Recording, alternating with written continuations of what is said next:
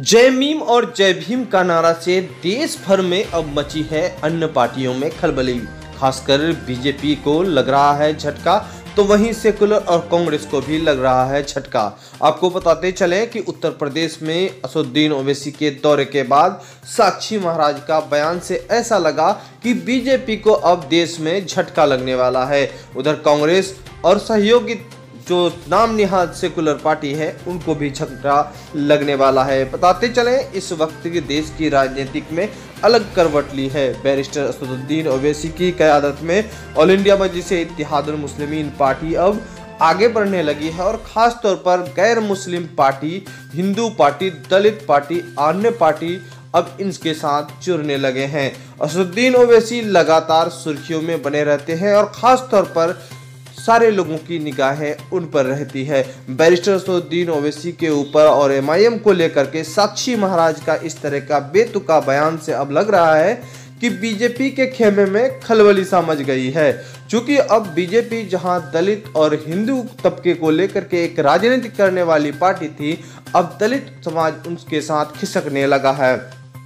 बिहार चुनाव में all India Majlis-e-Ittehadul मुस्लिमीन के शानदार जीत के बाद उत्तर प्रदेश और बंगाल जाना, असदुद्दीन ओवैसी के फॉलोअर्स और भीड़ को देखना, ऐसा महसूस हो रहा है कि बीजेपी में अब और ख़ास तौर पर वहां की जो नाम निहाद सेकुलर पार्टी में अब खलबली मच गई है। उधर बैरिस्टर असदुद्दीन ओवैसी का निगाहें गुजरात चुनाव पर है। आपको बताते चलें कि लगातार बिहार चुनाव जीतने के बाद भी कई नाम निहाद सेकुलर पार्टी ने इन्हें इल्जाम लगाया कि उन्होंने बीजेपी को फायदा पहुंचाया। आपको बताते चलें कि बिहार में पहली दफ़ा भी असदुद्दीन ओवैसी की एमआईएम पार्टी चुनाव लड़ी थी, लेकिन उन्हें कामयाबी नहीं मिला था। दूसरी दफ़ा लोकसभा चुनाव में भी कामयाबी नहीं मिला था, लेकिन बैरिस्टर असदुद्दीन ओवैसी की टीम और ख़ास तौर पर बिहार प्रदेश अध्यक्ष अख्तर उल इमान चुनाव जरूर हारे थे, लेकिन हौसले नहीं हारे थे। लगातार अवाम के मसाइल और साथ ही साथ ज़मीनी स्तर पर कार्यकर्ताओं को लेकर पार्टी को मजबूत करता रहा। यकीनन है कि इस दफ़ा जिस तरह से बदलाव लोगों में दिखा और ख़ास तौर पर यहाँ पर लोग 30 वर्षों से कांग्रेस के गढ़ को अख्तर उल इमान साहब ने हराया, तो वहीं पर लगभग 20 वर्षों से कांग्रेस के गढ़ को अंजार नईमी एमआईएम के उम्मीदवार ने हराया और ख़ास तौर पर बीजेपी गठबंधन के कोचाधामन वाली सीट को इजहार आसफी ने हराया। तो बिहार चुनाव में जहां पर ख़ास तौर पर सीमांचल में लगातार पार्टी कई वर्षों से काम करता रहा, पहली दफ़ा पूरे बिहार में इस बार एमआईएम पार्टी गई और इस पर 24 सीटों पर चुनाव लड़ा था और 24 सीटों में 5 सीट एमआईएम की झोली में आया। खासकर आपको बता दें कि ऑल इंडिया मजलिस-ए-इत्तेहादुल मुस्लिमीन को तरह तरह यहाँ पर इल्ज़ाम लगा। कांग्रेस वाले यहाँ पर असदुद्दीन ओवैसी की पार्टी को ही टारगेट बनाया, तो वहीं बीजेपी के खेमे के लोग असदुद्दीन ओवैसी को टारगेट बनाया। जदयू के लोग असदुद्दीन ओवैसी को टारगेट बनाया, तो अन्य राजद के लोग असदुद्दीन ओवैसी को टारगेट बनाया। तो यहाँ पर जो भी टारगेट बनाया तो मजलिस-ए-इत्तेहादुल मुस्लिमीन को बनाया, लेकिन आखिर में यहाँ की जनता जिन्होंने फैसला जिनके हाथ में है और उन्होंने अपना फैसला अपने वोट का इस्तेमाल करते दिखाया। इधर ऐसा ही लग रहा है कि जब बिहार चुनाव ख़त्म होने के बाद हैदराबाद नगर चुनाव में अब बिहार चुनाव में शानदार जीत हुआ, तो कहीं न कहीं अब देश के सारे राजनीतिक पार्टी की निगाहें हैदराबाद चुनाव पर और हैदराबाद नगर चुनाव में सभी ने सोचा कि इस बार असदुद्दीन ओवैसी के घर में ही वहां पर एमआईएम के नेस नाबूद करना है। लेकिन मजलिस-ए-इत्तेहादुल मुस्लिमीन वाहिद पार्टी है जो हैदराबाद गढ़ में आज तक किसी ने उनको चुनौती नहीं दिया है। मजलिस-ए-इत्तेहादुल मुस्लिमीन के पुरजोर कोशिश रही और साथ ही साथ मेहनत रही कि हैदराबाद चुनाव में भी कामयाब रहा। हालांकि हैदराबाद चुनाव में बड़े बड़े लीडर सारे लोग वहां पर गए, खासतौर पर बीजेपी या कांग्रेस हो, सभी दल असदुद्दीन ओवैसी की पार्टी को ही टारगेट किया, लेकिन वहां पर भी उन्होंने बहुत शानदार कामयाबी मिली। वहां जब चुनाव जीतने के बाद अब देश भर में एक अलग राजनीतिक माहौल तैयार हो गया। खासतौर पर बिहार में जिस तरह से गठबंधन हुआ, 6 पार्टियों के साथ गठबंधन हुआ और खैर 5 पार्टी गैर मुस्लिम पार्टी थे और गैर मुस्लिम को असदुद्दीन ओवैसी के पास आना अब बीजेपी, कांग्रेस, अन्य दलों में अब खलबली सा मच गया है। हालांकि चुनावों का मौसम अभी बंगाल का है, लेकिन ऑल इंडिया मजलिस-ए-इत्तेहादुल मुस्लिमीन के राष्ट्रीय अध्यक्ष बैरिस्टर असदुद्दीन ओवैसी उत्तर प्रदेश इस बार 2 दफ़ा पहुंच गए। पहली दफ़ा लखनऊ पहुंचे थे और दूसरी दफ़ा इस बार जौनपुर पहुंच गए।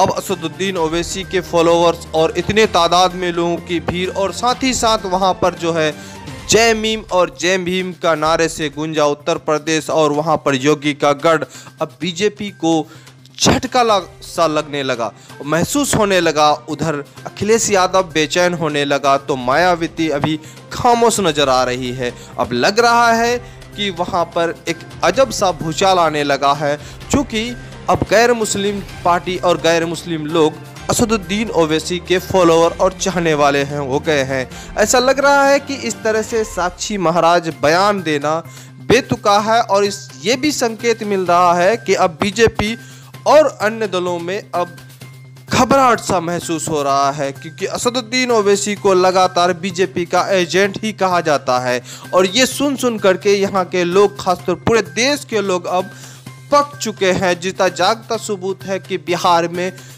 जो जमीनी स्तर की जनता है, जो वो मतदाता है, उन्होंने भरपूर जवाब दे दिया। आपको बता दें कि इस दफ़ा जो है बैरिस्टर असदुद्दीन ओवैसी कमर कस लिया है, देश में हर जगह चुनाव लड़ने के मूड में है। पहले तो बंगाल चुनाव है और बंगाल चुनाव में ही एंट्री मारा और मौलाना अब्बास सिद्दीकी से जब मुलाकात हुई और अब्बास सिद्दीकी साहब से मुलाकात करने के बाद भी सियासी माहौल अब गर्म हो चुका है। अब ऐसा लग रहा है कि बंगाल चुनाव में भी बहुत सारे छोटी छोटी पार्टियां अब सोचने पर मजबूर हो गई है। इसी वजह से अभी सुर्खियों में रहा साक्षी महाराज का बयान और इस तरह से साक्षी महाराज जो बयान दिए हैं तो अन्य दलों में, ख़ास तौर पर जो अपने आप को सेकुलर पार्टी समझ रहे हैं, अब वो लोग अब ख़ास तौर पर फिर से मजलिस पर वही इल्ज़ाम करते हैं। लेकिन आम अवाम जानती है कि इस तरह से इल्ज़ाम बैरिस्टर असदुद्दीन ओवैसी MIM के पैदाइश से ही सुनते आ रहे हैं। ऐसे असदुद्दीन ओवैसी अगर बीजेपी के एजेंट हैं तो असदुद्दीन ओवैसी खास तौर पर इस इल्ज़ाम को बहुत दिनों से सुनते आए हैं और ख़ास तौर पर यह भी है कि ऐसा शख्स बीजेपी का एजेंट कैसे हो सकता है। कहीं न कहीं मुस्लिम मतदाताओं को तोड़ने के फिराक में ये सारे फिर षड्यंत्र रचे जा रहे हैं। आपको बता दें कि पहले इस तरह के इल्ज़ाम जो है नाम निहाद सेकुलर पार्टी लगाते थे, क्षेत्रीय पार्टी लगा रहे थे, कांग्रेस वाले लगा रहे थे, लेकिन अब बीजेपी के मुंह से इस तरह से बात अब ये शोभा नहीं देता, क्योंकि बीजेपी को अब लग रहा है कि हमें भी झटका लगने लगा है, मेरा ज़मीन खिसकने लगा है, दलित वोट उधर जा रहा है। क्योंकि दलितों के लिए असदुद्दीन ओवैसी साहब खास मुद्दे पर आवाज़ उठा रहा है और ख़ास तौर पर उन्होंने अपनी पार्टी में दलित लोगों को शामिल करके टिकट देने का काम कर रहे हैं और उनको ये मौका दे रहे हैं कि वो भी आगे चल के मजलिस-ए-इत्तेहादुल मुस्लिमीन के कैंडिडेट बने और वो जीत करके आए और अपने समाज सहित सारे लोगों को एक प्लेटफॉर्म में अपने विकास का काम करे। बहरहाल आपको हम बता दें कि सियासी माहौल अभी नहीं है, सर्दी का मौसम है, लेकिन इस तरह के बातों को लेकर के अभी गर्माहट तेज हो गई है। खास तौर पर बैरिस्टर असदुद्दीन ओवैसी की पर जो है सारे पार्टियों की अब निगाह है, क्योंकि बैरिस्टर असदुद्दीन ओवैसी का मैंने पिछले वीडियो में भी बोला था और आपको बताया था कि उनका एक सपना है। वो सपना ये है कि कांग्रेस और बीजेपी मुक्त इस देश को बनाना है और इस देश को बीजेपी और कांग्रेस मुक्त बनाने का जो है अब संकेत धीरे धीरे मिल रहा है, क्योंकि अब बीजेपी के भी खेमे में घबराहट महसूस हो रहा है। साक्षी महाराज एक तरफ बयान दे रहे हैं और दूसरी तरफ कांग्रेस और मायावती दीदी भी परेशान है, तो इधर अखिलेश भी परेशान है।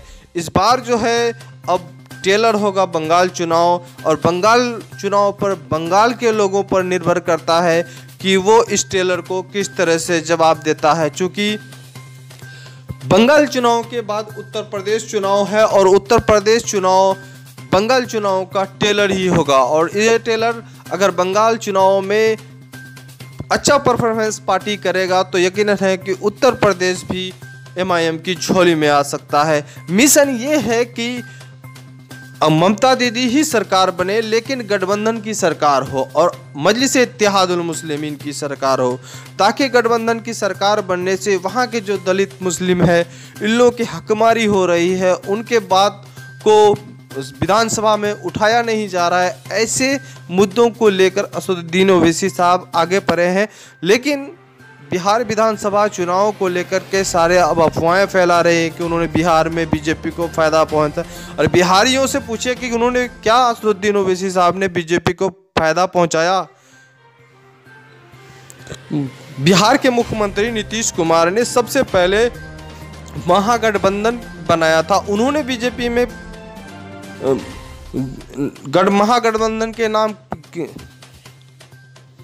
बिहार के मुख्यमंत्री नीतीश कुमार पहले महागठबंधन में थे और महागठबंधन से चुनाव जीतने के बाद उन्हें बीजेपी पे चले गया। हालांकि उन्होंने खुले मंच में ये बोला था कि मैं मिट्टी में मिल जाऊंगा, भाजपा में नहीं जाऊंगा। लेकिन आज कहाँ है? उन्हें चाहिए था कि वो सरकार बनाते लालू प्रसाद यादव, MIM सारे मिलकर, लेकिन उन्होंने आज बीजेपी गोद में है। तो बैरिस्टर असदुद्दीन ओवैसी साहब कब कहा कि हम बीजेपी में हैं? लेकिन एक साजिश है, इस साजिश को समझना चाहिए कि इस तरह से जो है मुस्लिम वोट बैंक इनका अब जो है तोड़ने के फिराक में है। फिलहाल जो है इस तरह के बयान से फ़र्क पड़ने वाला नहीं है, लेकिन इस तरह से बयान से ऐसा लग रहा है कि अब जो है कम से कम बीजेपी के खेमे में खलबली तो मची है। फिलहाल जो है आप देख रहे हैं द मैसेज न्यूज़। इस तरह से न्यूज़ पाने के लिए सबसे पहले न्यूज़ चैनल को सब्सक्राइब